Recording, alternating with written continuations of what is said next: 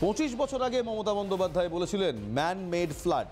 25 বছর পর মমতা বন্দ্যোপাধ্যায় শুনলেন ম্যান মেড ফায়ার। মমতা বন্দ্যোপাধ্যায়কে নিজের সুরেই বিঁধলেন শুভেন্দু অধিকারী।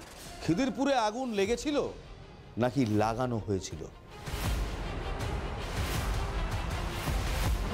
অভিষেকের পঞ্চবানে এবার আরো কাছাকাছি আসছে জোড়াফুল ও হাত শিবির।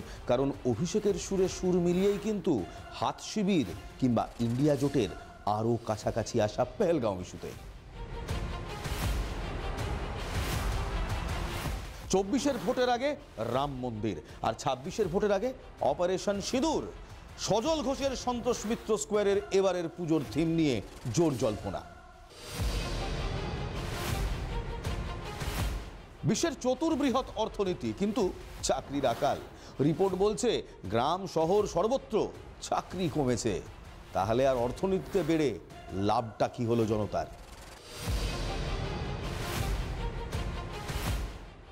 আমিল মা সৈয়দ আর আমার সঙ্গে দেখুন গ্রাউন্ড রিপোর্ট, ঠিক সন্ধ্যে 7টায় NKTV বাংলায়।